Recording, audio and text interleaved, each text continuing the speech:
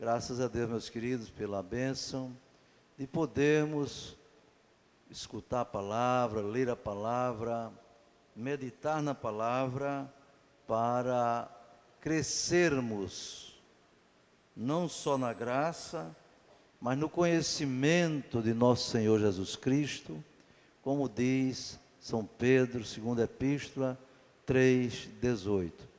Antes crescei na graça e no conhecimento de nosso Senhor Jesus Cristo. É um problema quando o crente cresce só na graça. Também é um problema mais sério ainda quando ele cresce só no conhecimento. Há um desequilíbrio para um lado ou para o outro. Não. Eu aprendi, meus irmãos, que Deus não é um Deus de extremos. Eu aprendi na Bíblia, nas meditações, que Deus é um Deus do equilíbrio. Pense no universo. Pense nos planetas. Se não houvesse equilíbrio, o que é que acontecia? O caos. O caos. Tudo no universo está em equilíbrio, irmãos. O Sol está na sua órbita, no seu lugar, os planetas do sistema solar, cada um naquela distância perfeita, exata. Sabe por quê? Equilíbrio. Equilíbrio. Você vem para o planeta Terra, aí nota que as coisas estão em equilíbrio. Por que as árvores ficam de pé? Uma árvore tão alta, por exemplo, um coqueiro. Meu irmão, tem cada coqueiro que é muito alto, né? E com aquela carga de coco ali, o vento balança, balança, e ele não cai. Por quê? Porque ele tem uma raiz chamada pivotante, para baixo. De acordo com a altura, tem o tamanho a profundidade da raiz para baixo. Isso é equilíbrio, equilíbrio, não é? Aí vamos para dentro da gente, o corpo da gente. No corpo da gente, tem os elementos químicos, as substâncias. Deus fez o ser humano do pó da terra. Ainda tem crente que pensa que Deus fez um boneco de barro. Não é? É uma coisa infantil. Eu fui ensinado quando era menina assim, rapazinho. Olha, Deus fez um boneco de barro, não é? Aí depois eu comecei a pensar, lendo a Bíblia, foi mesmo assim? A conclusão é que não foi bem assim, não. Ele pegou as substâncias que há no barro, na argila. Que substâncias são essas? Os elementos químicos. E combinou os elementos químicos para fazer o corpo do ser humano. Ele não chamou um anjo servente, um servente de pedreiro do céu, mandou buscar areia, fez um monte de areia assim como o pedreiro faz. Aqui, bota o barro aqui. Aí pegou a enxada e misturou. Bota mais água. Não, está muito duro, bota tal. Não foi assim não. Deus não é artesão não. Deus não é artesão. Ele não fez a cabeça do homem de barro, botou ali, depois pegou o braço, foi botando acolá, as pernas, o coração, imagine, de barro, os intestinos de barro, não é? Sei que ele pode fazer tudo, mas não foi assim. Não disse que ele fez o homem de pó, mas do pó. Faz toda a diferença essas preposições, irmão. Se tivesse dito, fez o homem de pó, aí não tinha outro jeito, era de barro mesmo. Mas do pó quer dizer extraído do pó. As substâncias, elementos químicos. Aí combinou esses elementos químicos de uma maneira equilibradíssima, perfeita. Combinou oxigênio, hidrogênio, está entendendo? Carbono, amônia, ferro, níquel. Dentro da gente tem até traços de metal. Já pensou? E combinou isso do equilíbrio tremendo. A prova é que quando o seu organismo se desequilibra, aí vem doença. Aí vem doença. Mas tudo Deus fez muito equilibrado. Por isso que a pessoa tem que aprender a se alimentar, meu irmão. Alimentar direitinho para ter o equilíbrio. Eu tive numa festa agora, festa de crente. Meu irmão, fiquei admirado. Chamou a atenção. Minha esposa também arregalou os olhos. Meu filho, olha ali. Quando eu olhei, o prato do irmão estava dessa altura. E meu Deus, como é que cabe tanta coisa? Que estômago é esse? Não tinha uma verdura, irmão. Não tinha um alface, não tinha um tomate, não tinha nada de verdura, cebola, nada. Era só feijão, arroz e carne. E um copo de veneno. Um copo de veneno, irmão, estava tomando Coca-Cola. Coca-Cola pode me processar, mas é veneno puro. Não é só Coca-Cola não, tudo que é refrigerante. Eu já aboli esse negócio, sabe? Já aboli aqui das festas da igreja. Meu aniversário ainda botaram ele, porque esse cara é mais prático. Mas é veneno, irmão. Então desequilibra tudo, querido irmão. Desequilibra tudo. Deus é um Deus de equilíbrio, viu? Então, passando para o lado espiritual, o crente também tem que ser equilibrado no lado espiritual. Crescer na graça e no conhecimento. Como é que você cresce na graça? Você cresce na graça fazendo uma coisa que a maioria não gosta. Orando de joelho nos pés do Senhor. Culto de oração, meu irmão, dessa igreja, não tem nenhum texto desse povo que está aqui. Que os crentes, de modo geral, não gostam de orar. Gostam de vir à igreja, cantar e tal. Sobretudo dia de domingo. Mas orar, que é bom, a maioria não gosta. Aí vem um desequilíbrio. Pior ainda, a maioria não gosta de ler a Bíblia. Esse é um problema, pior ainda. É igual a crente só come feijão com carne e não come legumes. Entende? Aí falta o alimento, a nutrição para o seu espírito, para a sua alma. Então cresce na graça orando, jejuando, adorando a Deus. Isso é crescer na graça, na comunhão com Deus. Porém, no conhecimento tem que ser, aqui, lendo. Mas não só lendo, refletindo, meditando, anotando. Minha Bíblia é toda riscada. Aí o irmão perguntou, quantos anos tem essa Bíblia, meu irmão? Essa Bíblia tem anotado aqui quando eu comecei a ler essa Bíblia. Eu fico admirado com os crentes com a Bíblia bem, tão lisinha, não tem nada, bem limpinha. Começou 1982, meu irmão. Dá quantos anos aí? Hein?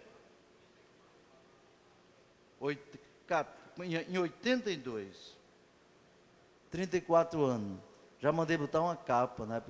Fez a capa, renovou ela todinha. Porque é para ler a Bíblia. Ela está arriscada, quer dizer que eu não só li, não. Eu leio, eu estou estudando a Bíblia. Mas os crentes dizem que não tem tempo para ler a Bíblia. Que história é essa, meu irmão? Não espere ficar doente sem poder sair de casa para ler a sua Bíblia, não, querido irmão. 3 capítulos por dia, ninguém pode provar que não pode ler. Ninguém. É preguiça mental mesmo de ler a Bíblia. Tem até a possibilidade de ler um capítulo de manhã, um capítulo de meio-dia e um capítulo de noite. Qual é a desculpa?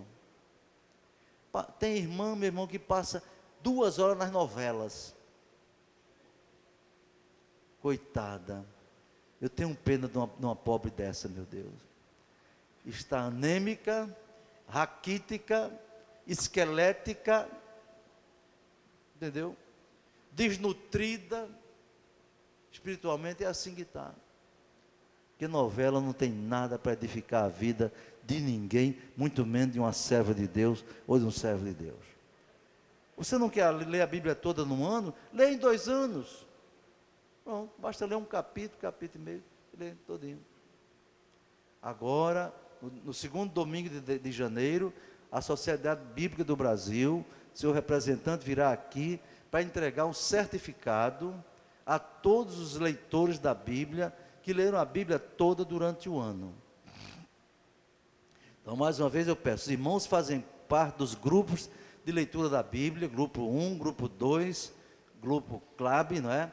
Passar ali no DEMID para receber o formulário da Sociedade Bíblica para preencher nome, endereço, CPF, etc., para poder receber o certificado. Então, essa foi só uma introdução, lembrando o valor do crescer no conhecimento, não é? Então, agora, nessa meditação, vamos crescer um pouquinho, é pouco, no conhecimento das coisas de Deus. Então, Tiago capítulo 2, né? Nós vimos aqui, assim falai, assim procedei, como devendo ser julgado pela lei da liberdade. Olha que coisa interessante, irmão. Julgados pela lei da liberdade. A lei dos homens são leis que restringem o comportamento do ser humano. Porque se não houver lei, o homem vira um bicho. Se não houver lei que diga ao homem o que ele deve fazer e o que não deve fazer, ele acaba se comportando pior do que o irracional, um bruto, um animal irracional. E digo a você, meu querido irmão, mesmo o crente em Jesus, se ele se desligar de Deus e ficar na natureza carnal, ele é capaz de fazer coisas que você nunca imaginou. Por quê? Por causa da natureza carnal. A natureza herdada de Adão, ela é inclinada para fazer o mal. Está aqui nosso irmão Ribamar, capelão da polícia, capitão, né? Capitão, ele sabe lá como é a vida da polícia. É todo dia prende gente, todo dia vai promover a segurança da população, todo dia tem assassinato, todo dia tem agressão, todo dia tem roubo. Por quê? É a natureza humana. O homem sem Deus é, como disse um certo escritor, é uma besta humana, capaz de fazer tudo que não presta. Por isso existem as leis. O próprio Deus estabeleceu a lei através de Moisés para regular o comportamento do seu povo, irmão. Eu fico a meditar. Nenhum povo na face da terra, em nenhum continente, em nenhum país, viveu o que o povo de Israel experimentou, não é? Lá na sua terra, e depois foram para o Egito. Na terra de Israel era o povo escolhido, o povo eleito, descendente de Abraão, ainda hoje é.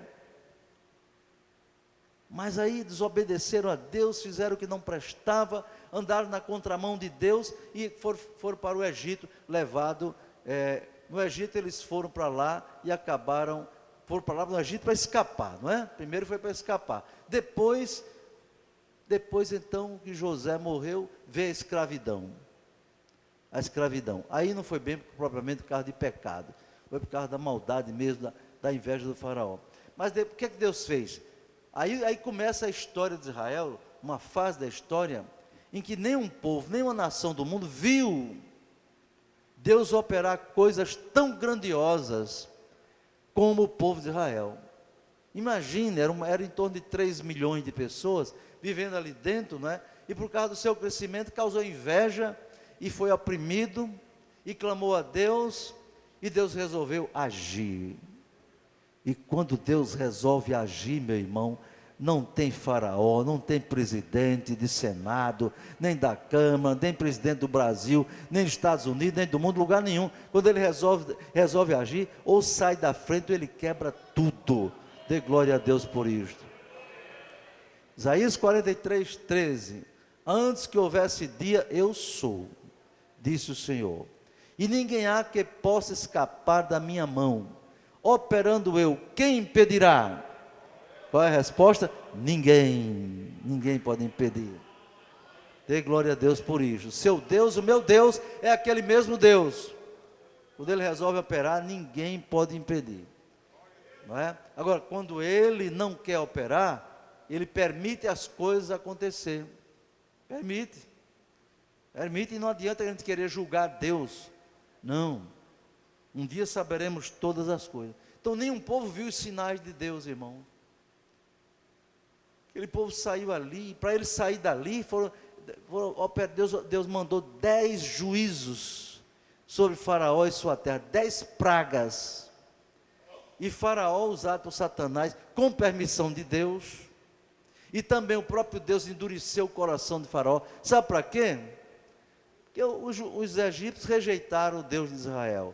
Os egípcios, com seus deuses, eles adoravam até o gato, a cobra, a serpente, a lua, as estrelas, o sol, adoradores do sol, debochavam do Deus de Israel.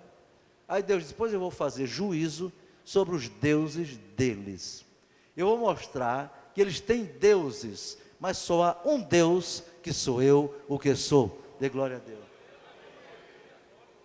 Mandou a primeira praga, Faraó se mexeu: não vou libertar não, vocês são escravos aqui, não posso liberar essa mão de obra barata, não posso liberar. Segunda praga, Moisés ia lá: Faraó, Deus disse que é para deixar o povo sair. Não, mas não pode. Daqui a pouco a coisa apertou noutra praga, aí Faraó disse: a coisa está ficando feia. Moisés, faz o seguinte, vocês podem sair, vai só os homens, fica que a mulher, a criança e os animais. Faraó disse: não, Moisés disse: não, Faraó, não é assim não. Deus mandou sair com o povo dele todo, viu? Não é só as crianças não, que é isso, tem que sair tudo. Sabe o que Moisés disse, irmão? E é uma lição para nós, viu, juventude, e obreiros e todo mundo. A resposta de Moisés a Faraó tem grande significado. Quando ele disse assim: olha, do povo de Deus, aqui no Egito, não vai ficar nenhuma unha. Aqui no Egito não vai ficar nenhuma unha. Cuidado, tem muitas irmãzinhas aqui com as unhas do Egito.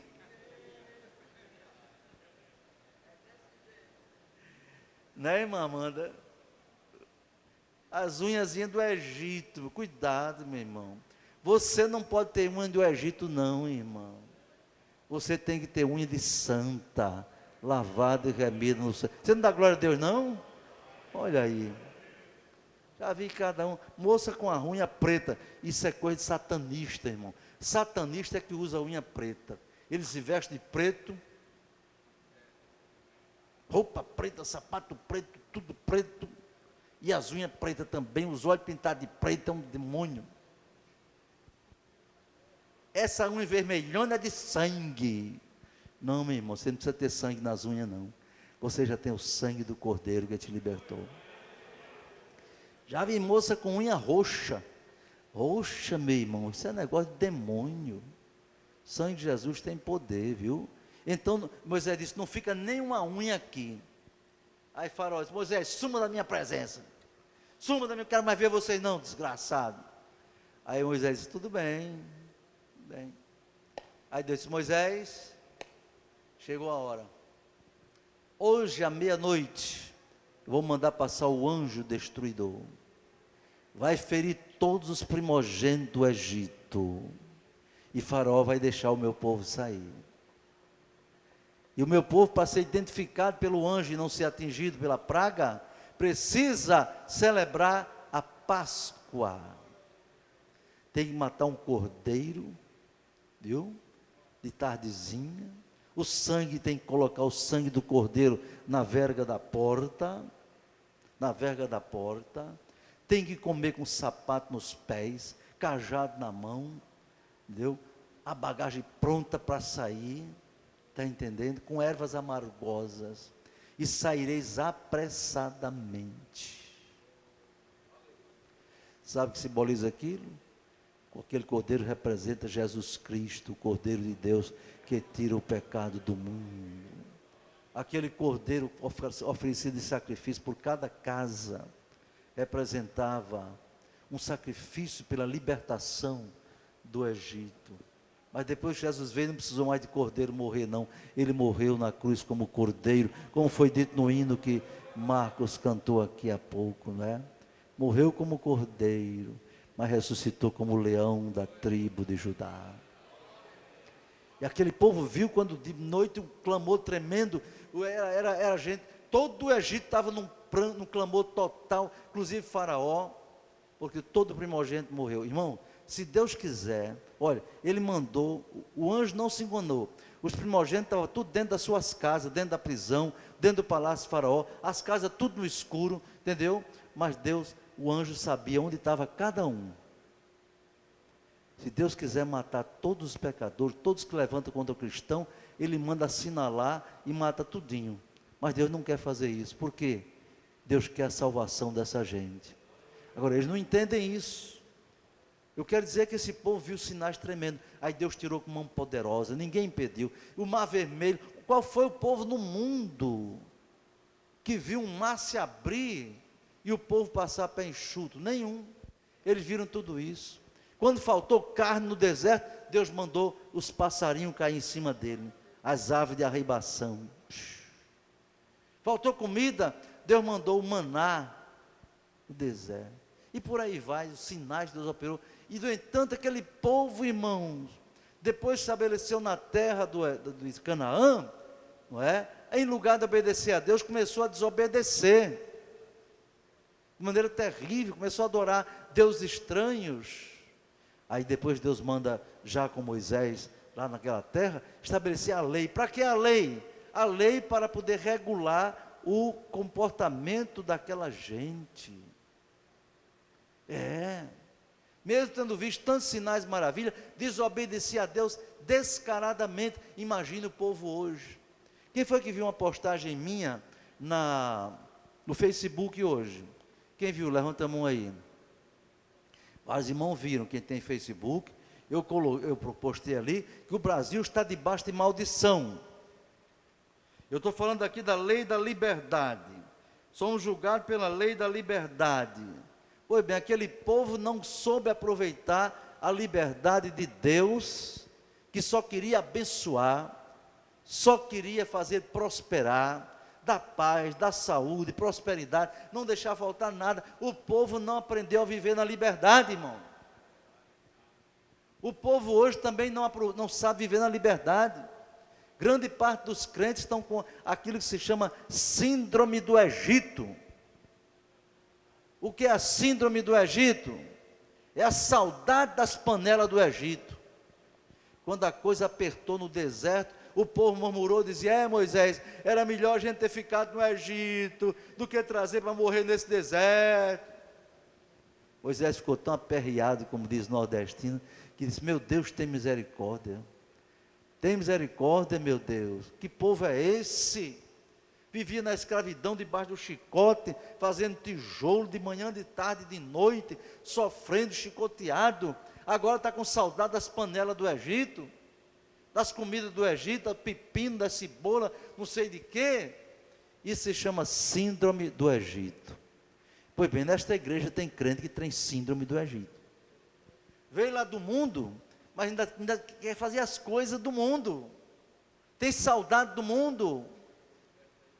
Já contei uma história com um jovem, graças a Deus está firme na casa do Senhor, né? Lá no retiro ele deu um testemunho e disse: irmão, ele tinha se desviado. Aí quando voltou, aí foi no retiro, aí foi dar o testemunho e disse: irmão, eu fui dar uma volta no Egito. Fui dar uma volta no Egito para ver se o Egito tinha melhorado alguma coisa. Aí disse: meus irmãos, o Egito está pior.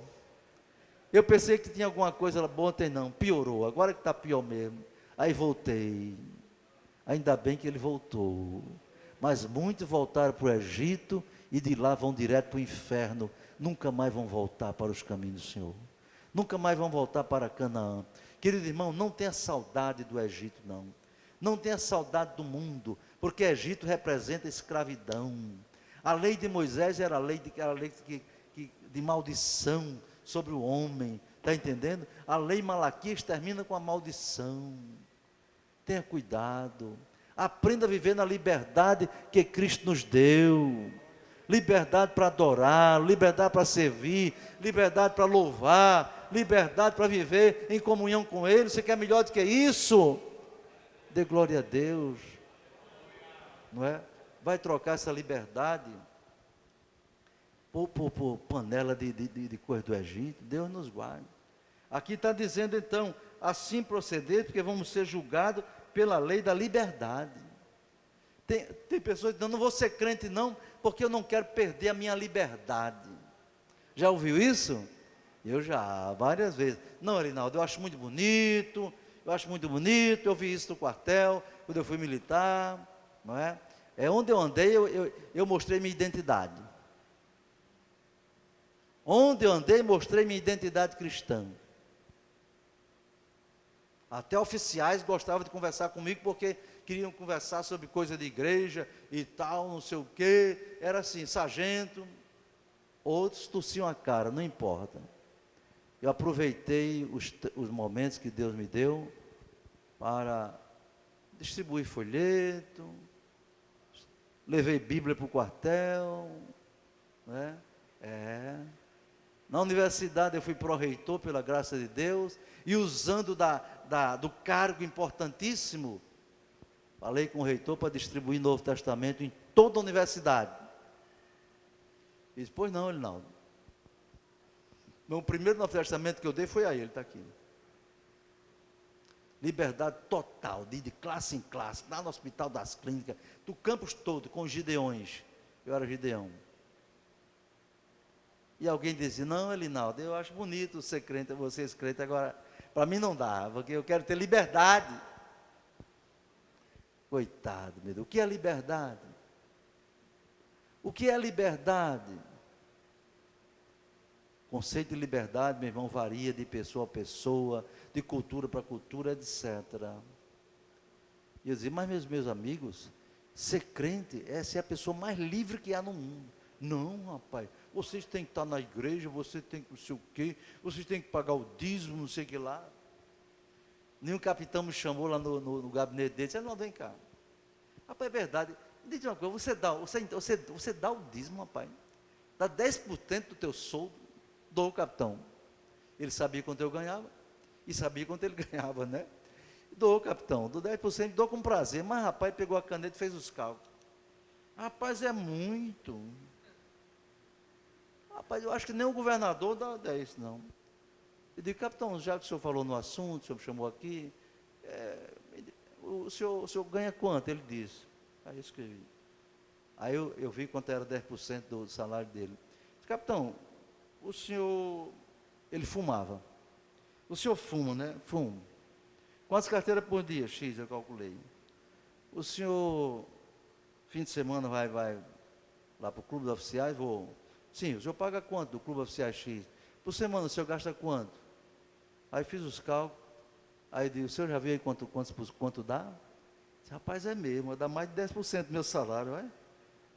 Pois é. O senhor gasta com essas coisas, são boas para o senhor, mas são supérfluas.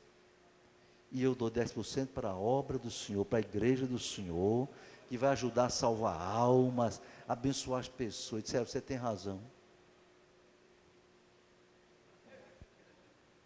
Está entendendo? Então a pessoa não entende o que é liberdade. Eu quero ser livre. O colega meu queria ser livre. Lá no departamento da administração, eu fui do departamento da economia, depois da administração. Eles gostavam de conversar comigo porque eu me expressava fundamentando na Bíblia e também na realidade do mundo, né?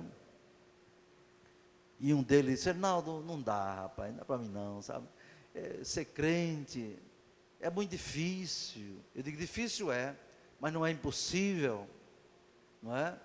Aí ele dizia, não, rapaz, sabe como é muito difícil, pessoa assim como eu, um camarada novo, ficar só com uma mulher, só com a esposa.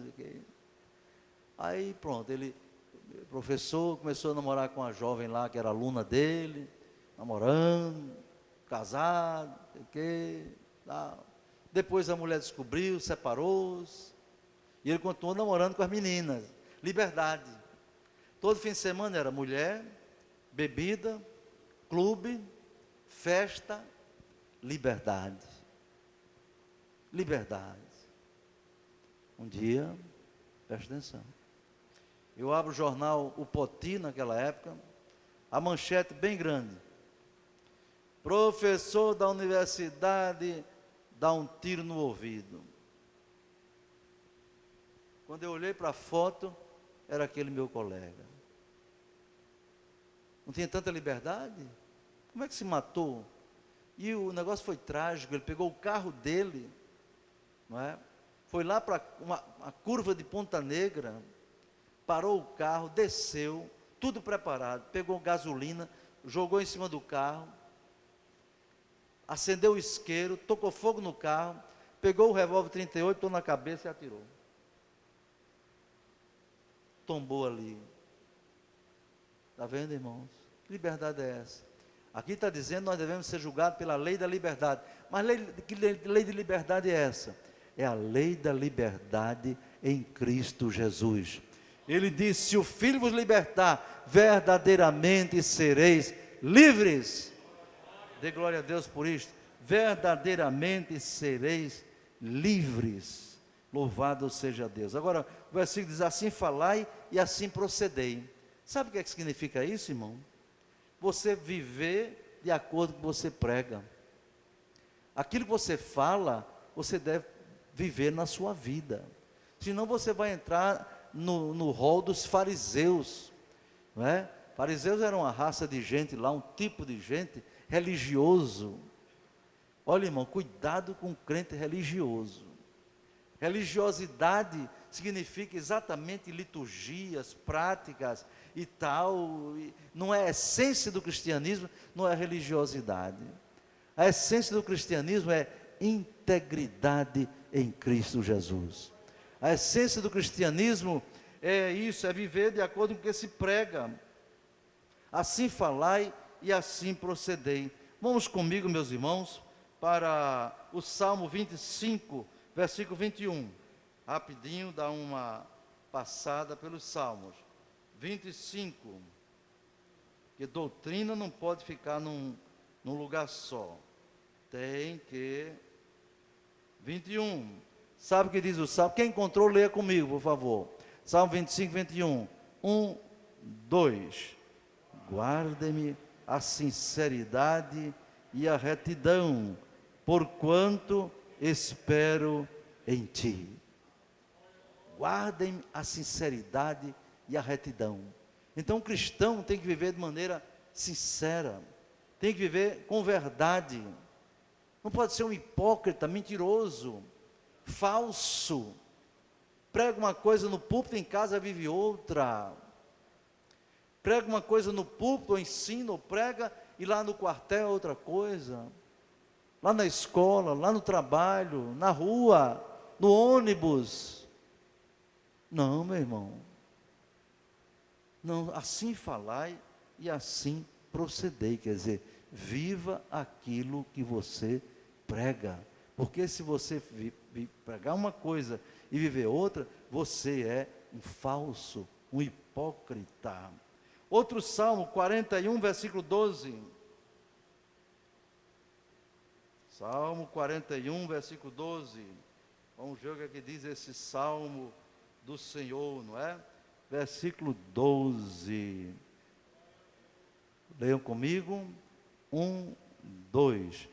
Quanto a mim, tu me sustentas na minha sinceridade e me puseste diante da tua face para sempre. Porque você quer ser sustentado por Deus, meu irmão? Você quer ser seguro diante de Deus? Ande na sinceridade, ande na verdade, não é? Procure viver de acordo com aquilo que você prega ou você crê, e se você, mais ainda, você prega de acordo com a palavra de Deus. E teve um camarada que pecou aqui e tal, fez o que não é, aí disse para a namorada: não, o meu Deus já me justificou, o meu Deus, que é isso? Isso é doutrina de hipócrita, de homem. Não inventa o evangelho não, já tem evangelho segundo Mateus, Marcos, Lucas e João, e agora tem o evangelho segundo Francisco, que é o Papa. O evangelho segundo Francisco é o evangelho do politicamente correto, tudo vale, salvação por obra, o gay entra no céu e tal, um ateu pode ser salvo, que é isso? Não inventa o evangelho segundo Joaquim, Pedro, Manuel, não, só existe um evangelho, o evangelho de Jesus Cristo, escrito por 4 visões diferentes, ou 4 escritores diferentes, mas é um evangelho só, e só tem valor o evangelho de nosso Senhor Jesus Cristo, glória a Deus. Salmo 51, versículo 6, Glória a Deus. Salmo 51 é um salmo onde Davi diz uma luta, passou uma luta tremenda. Esse Salmo 51, meu irmão. Que houve uma época que Davi esqueceu daquilo que ele pregava, não é? Daquilo que ele pregava. E aí entrou num estreito muito grande. Davi pregava uma coisa e um dia, quando ele viu uma mulher bonita, né, se banhando, ela não estava nua não, estava se banhando numa fonte assim, lá do palácio. Ele botou os olhos compridos e viu o corpo da mulher, uma mulher bonita. Aí perguntou um camarada, um soldado: quem é aquela mulher ali? Ah, aquela é Batseba, esposa de Urias. Urias era o general dele, que estava combatendo na guerra para defender o reino dele. Você vê quando o homem sai da comunhão com Deus, ele vira um bicho. Ele vira um bicho, ou um monstro, ou todo tipo de que possa ser. Diga a ela que eu estou chamando aqui, se ela, por favor, vem aqui no palácio. Batseba veio. Ele seduziu a mulher, né? Seduziu, chamou ela para ir para a cama, ela foi, né? Se sujeitou àquela coisa, adulterou com ela, mandou ela embora, tudo ok e tal. Até aí estava tudo, mas acontece que no meio do caminho apareceu uma gravidez. Não tem uma poesia que dizer, e havia uma pedra no meio do caminho havia uma pedra, né? Pois bem, apareceu uma gravidez. A mulher mandou dizer a Davi: aí diga aí o rei que eu estou grávida. E agora? E agora? Cadê a integridade? Cadê a verdade? Cadê a sinceridade? Meu Deus, vai ser um problemão. Manda chamar Urias. Mandou o mensageiro saiu de cavalo, pá. Chegou na guerra, falou com o comandante lá, disse: ei, mande Urias aqui, porque tem um assunto importante para ele. Urias chegou: pois não, majestade. Olha, Urias, você a guerra lá está muito pesada, né? Vem descansar aqui, uns 3 dias aqui, depois você volta. Vá para sua casa, vá descansar com sua mulher. Davi queria que o homem fosse lá transar com a mulher dele, porque tendo relações, se nascesse um menino, podia dizer que era dele, né? Mas Urias era um homem íntegro. O rei não era não. O rei saiu da sua integridade, o rei saiu do seu lugar, o rei ficou falso, o rei perdeu a noção do que é ser um homem de Deus. Mas Urias não. Sabe o que Urias disse? Não, senhor rei, não vou fazer isso. Israel está lá na guerra, Joabe está lá, uma luta tremenda, e eu vou descer para minha casa, a me deleitar com a minha mulher. Não vou fazer isso não. Já pensou? Está vendo a diferença entre um homem íntegro e um homem que perdeu o equilíbrio, perdeu a integridade, perdeu a honra, a dignidade naquele momento? Urias não foi. Insistiram com ele, não adiantou. O rei ainda mandou umas iguarias, mandou um lanche, mandou bebida, mandou comida. Vai, Urias. Não. O rei viu que não tinha jeito. Porque, irmão, quando o homem tem caráter cristão, você sabe o que é caráter? Caráter é diferente de personalidade. Há poucos dias, 14 de novembro, entreguei à Casa Publicadora uma lição bíblica, se Deus quiser, será do 2º trimestre do próximo ano, cujo título é O Caráter Cristão. Foi eles me deram esse tema. Aí tem vários exemplos de pessoas na Bíblia que demonstraram o caráter cristão, né? Vários personagens da Bíblia, viu? Ruth, por exemplo, Maria, mãe de Jesus, e outros personagens masculinos muito bonitos, muito bons. Jesus, José, o último comentário é Jesus, José, Maria de Betânia, mostrando o caráter desse povo, o caráter dessa gente. Hulda, a profetisa, né? Foi difícil escrever sobre esse povo, porque tem pouquinhos versículos, mas Deus deu graça. Entendeu? Melquisedeque, homens de caráter, homens de bem. Está entendendo? Então, caráter, personalidade é aquilo que você é, que vem do berço e também se forma no seu dia a dia, a sua criação familiar, sua personalidade vai sendo formada. Mas caráter, sabe o que é, irmão? Caráter é aquilo que você faz. Personalidade é aquilo que você é, pessoa. Caráter é a sua conduta, é o seu testemunho, é aquilo que você pratica. Você sabe se uma pessoa é de bom caráter, não é pelo que ele é porque ele demonstra, ele faz no seu dia a dia, em casa, na escola, na igreja, no trabalho, no casamento, no namoro, no noivado. Caráter é o seu testemunho, a sua prática, o seu dia a dia. Isso é caráter cristão. Não é? Davi aqui no 51 diz assim, versículo 6, leiam comigo, 51, 6, 1, 2. Eis que amas a verdade no íntimo, e no oculto me fazes conhecer a sabedoria. Deus quer a verdade vindo de dentro, não é? E de dentro para fora vem o seu caráter. Ele naquela hora demonstrou um caráter deformado. Olha que Davi era considerado um homem segundo o coração de Deus, e pôde chegar a uma situação trágica como essa.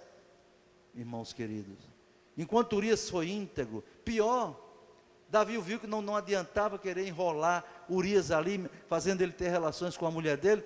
O diabo botou um plano satânico na cabeça de Davi. Escreveu uma carta dizendo: Joabe, aí vai Urias, você procure colocar ele no lugar mais terrível da batalha, para que ele venha morrer pela espada dos filisteus.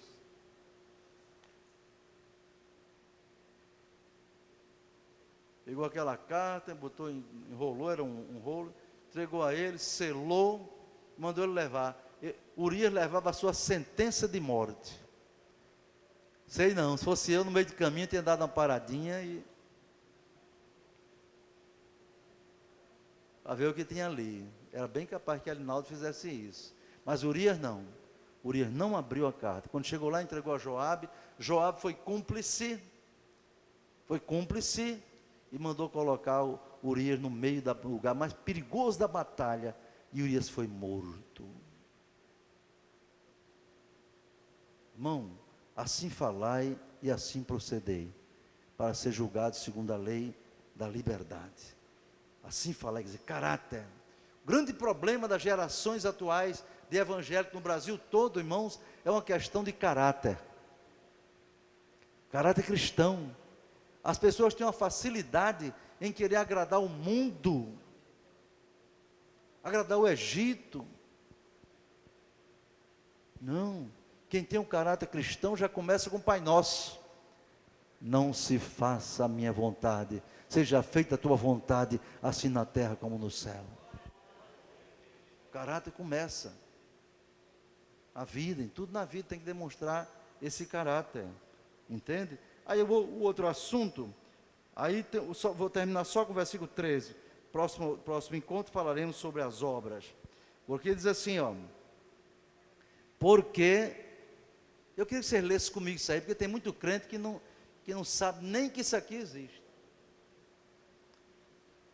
Tiago 2:13, Tiago 2:13, quando eu disser 2, vamos ler junto, porque isso aqui tem uma lição tremenda, sobretudo para quem quer zelo na casa do Senhor, santidade que está correto, mas tenha cuidado. 1, 2, porque o juízo será sem misericórdia sobre aquele que não fez misericórdia, e a misericórdia triunfa do juízo. Amém? Irmãos, cuidado com isso. Você pode ser o mais santo do mundo, mas se você não tiver amor, você vai ser julgado sem amor também. Porque a Bíblia diz que aquilo que o homem semear, isso é que ele colherá. Entende? Há pessoas que gostam muito dos crentes que andam certo. Ah, tá tudo bom. Se vê uma pessoa fraca, ele quer acabar de matar. Não tolera, não tem misericórdia, não tem compreensão, não tem finalmente amor. Muito cuidado. Eu não estou aqui falando de passar a mão em pecado de ninguém. Não. Aí seria cúmplice, não é? Dos pecados. Deus nos livre. Eu quero dizer que você precisa ter misericórdia. E sabe o que Deus disse? Misericórdia quero e não sacrifício.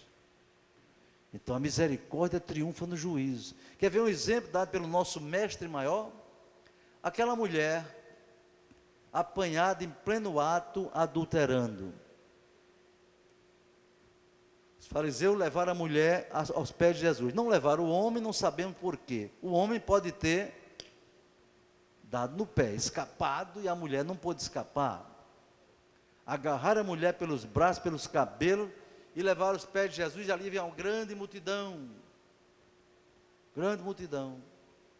Eles chegam, Jesus, interrompem o discurso de Jesus. Mestre, esta mulher foi apanhada no próprio ato, adulterando. E a lei diz ao juízo, a lei diz, está escrito, que as tais devem ser apedrejadas. É a lei, é o juízo, tem que matar. Ele estava ali experimentando o mestre dos mestres. Se ele jogar pedra para mandar matar, ele não tem amor, não é? E se ele disser que não mata, não está cumprindo a lei, aí vai ficar feio para ele. Aí Jesus, com muita calma, diz assim, é verdade, a lei diz que é para matar mesmo, não é? Então quem tiver sem pecado, atire a primeira pedra, pronto. Está determinada a sentença nos termos da lei. Pode atirar a primeira pedra agora, quem tiver sem pecado.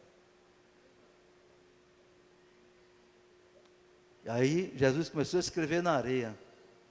Quer dizer que o lugar lá não era de asfalto, não era de areia. Aí Jesus começou a escrever, a Bíblia não diz o que é. A gente pode especular, imaginar. Jesus estava escrevendo alguma coisa. É tanto que quando eles olharam Jesus escrevendo, foram dando no pé. Caindo fora um por um, diz a Bíblia, a começar dos fariseus mais velhos. Irmão, cuidado com o fariseu. E quanto mais velho é pior ainda. Não é brincadeira. Jesus escrevendo, aí quando chegava um fariseu assim, eu vou me embora. Saiu tudinho, a mulher estava lá com a cara no chão, nem tinha coragem de levantar, esperando a pedrada comer, meu irmão. Olha, irmãos, era um apedrejamento de uma pessoa, era terrível. Cada um com a pedra, tinha gente que jogava um paralelepípedo na cabeça da pessoa. Quando batia a primeira pedra, a pessoa desmaiava, se pegasse na cabeça. Aí as outras pedradas, o sangue, o corpo dilacerado de tanta pedrada, a pessoa morria debaixo, às vezes, de um monte de pedra, sem respirar. Aí os fariseus caíram fora. O juízo foi dado. Atire a primeira pedra. Foi dado o juízo. Mas Jesus botou uma condição que a lei não botava. Jesus trouxe outra maneira de cumprir a lei. Você quer apedrejar? Agora você só tem autoridade para apedrejar se você não tiver pecado. Atira. Foram embora tudinho. Aí Jesus, mulher, onde estão os teus acusadores? Não sei, Senhor. Ninguém te condenou? Sei, agora não. Aí vem a misericórdia. A misericórdia. Eu também não te condeno. Eu também não te condeno. Vai-te e não peques mais. Vai-te e não peques mais. É o que diz Tiago. O juízo será sem misericórdia sobre quem não fez misericórdia. Né? E a misericórdia triunfa do juízo. Aí está um exemplo. A misericórdia de Jesus sobrepujou, ultrapassou, triunfou o juízo da lei e dos fariseus. Como aquela mulher deve ter ficado grata ao Senhor Jesus? Como ela deve ter se convertido a Ele? Né? por causa do seu amor, da sua misericórdia. Há poucos dias alguém me acusou, um irmão. Acusou um irmão, uma coisa terrível, terrível. Tão terrível que eu tive que suspender algumas providências que tinha que tomar com relação àquela pessoa. Aí alguém disse, o negócio é sério mesmo e tal. Mas peraí, vamos com calma. Vamos ver. Vamos examinar isso para saber se é verdade mesmo. Aí começamos a apurar, imediatamente. Liga para um, liga para outro, etc. Finalmente, o próprio acusador, aquela pessoa que acusou o irmão, ligou para mim e disse, Marinaldo, quer dizer o senhor que me perdoe. Eu me precipitei. Não é verdade não, irmão. Porque ele não é mais dessa igreja. Não é verdade, irmão. Na verdade o que houve foi assim, porque eu soube que aconteceu isso, mas não é verdade não. Pelo amor de Deus, não faça nada contra o irmão não. E alguém me disse, mas será que não foi mesmo? Digo, bem, é o seguinte, eu prefiro inocentar um culpado do que condenar um inocente.